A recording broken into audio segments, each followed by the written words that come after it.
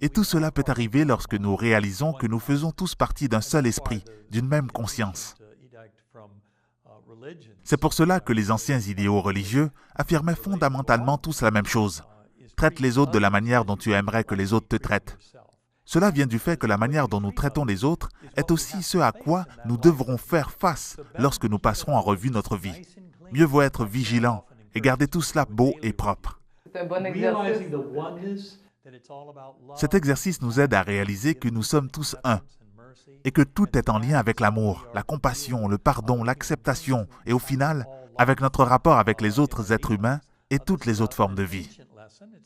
Cette leçon a beau remonter à la nuit des temps, le monde a de la difficulté à l'assimiler.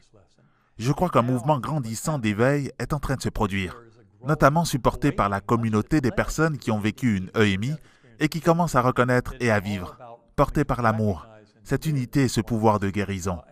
On voit qu'on est dans un autre monde où on est tous, quoi, mais on fait tous partie de un. Il y a une prise de conscience de l'unité. L'unité, c'est-à-dire que je crois que l'univers, avec tous les autres univers qui peuvent entourer autour, sans mettre de limite, comme du infiniment grand, voire du infiniment petit, on fait partie de un. Nous-mêmes, on fait partie de cette unité, et la moindre brindille d'herbe fait partie de cette unité. C'est un tout qui est indissociable, quoi. C'est un, c'est l'un.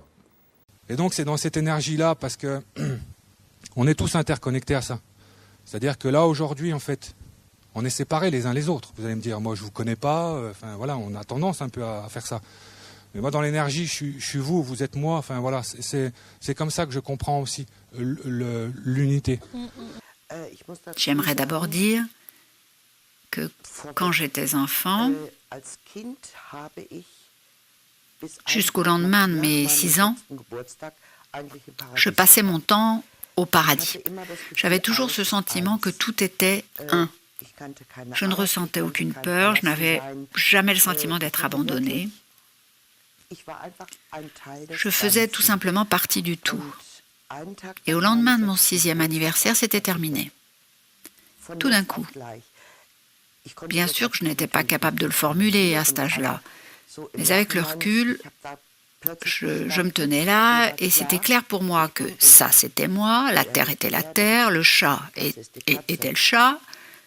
Tout n'était plus un.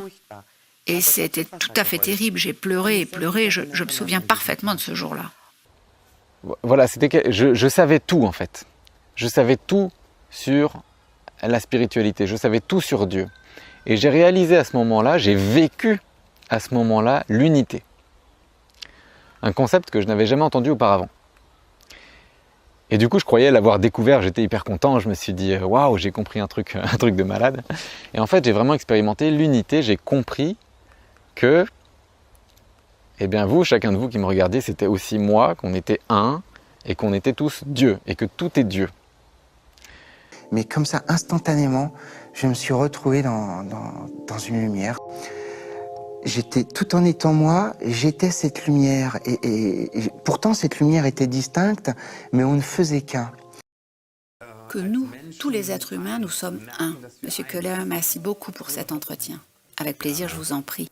Ainsi donc, nous sommes tous potentiellement si étroitement connectés avec l'univers qu'il y a une véritable identité.